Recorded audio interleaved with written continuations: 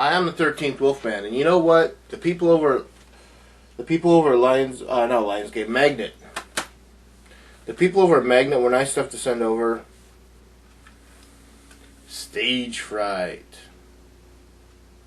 Now, if you read the synopsis on the back, it kind of says it all in like the first sentence.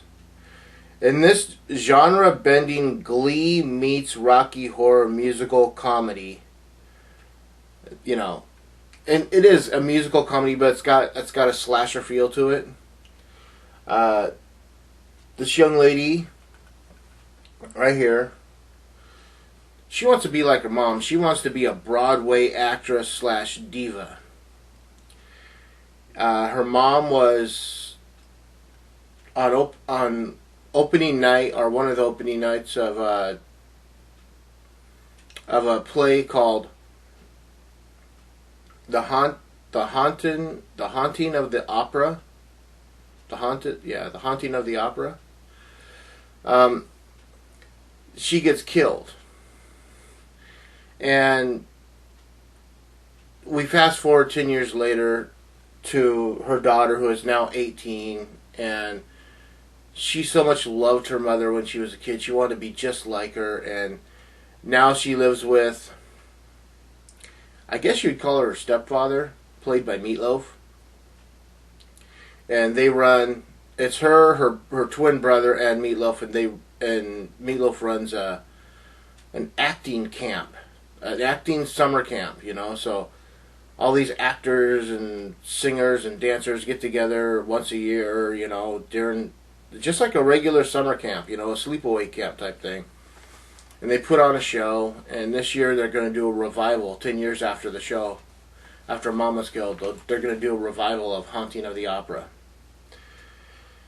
And it is when the movie first started, I saw something happen, and then like as soon as they showed the female, I said, "Oh, please let her break out in song," and she did. There's a lot of songs in here, a lot of really weird songs.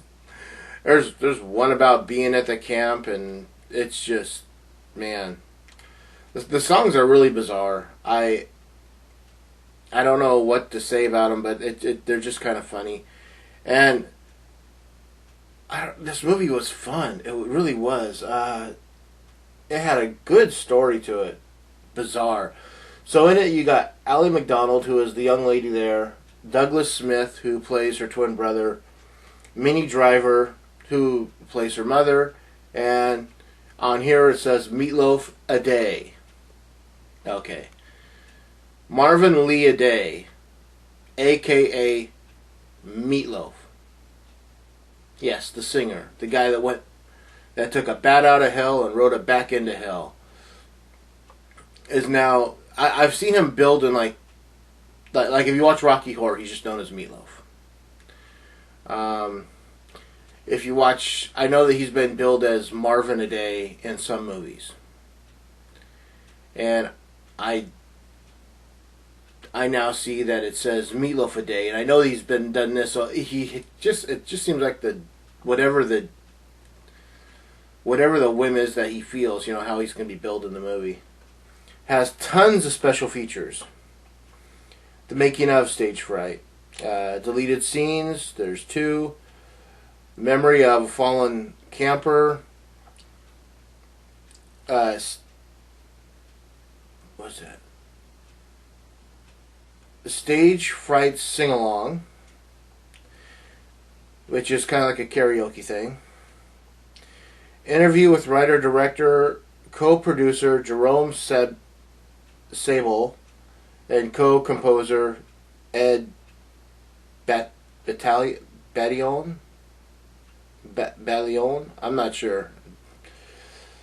The evolution of the set dresser. The Access TV look at Stagefright. Commentary with the writer-director, co-composer Jerome Sable and co-composer Eli, again, I think it's Bats Leon. I'm not sure. Man, this was a fun movie to watch. It was really, really weird though. When it was over, I did think that. I thought, That's got to be one of the odder films I've ever seen, but I enjoyed it. This comes out next week. This is an early review, so I was lucky that Magnet was nice enough to send it my way.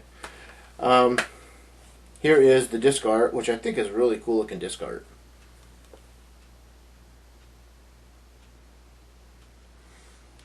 So, you've seen the front, you've seen the disc art, and here's the back. But yeah, it's just one of those movies where you're just not quite sure how it's going to play out. And then when it does play out, you go, yeah, I had fun. It had a little bit of slasher feel to it. There was some blood in it. No nudity. You know. So yeah, I'd give this like 2 3/4 chainsaws out of 4. You know, it's a fun movie. It was fun. It was nice to watch, but you know, in some places it got a little goofy. So I'm gonna leave the link to Magnet so you can go there, check it out, see what's going on. This is 2 3/4 chainsaws out of 4. I'm the 13th Wolfman. I'm on the prowl.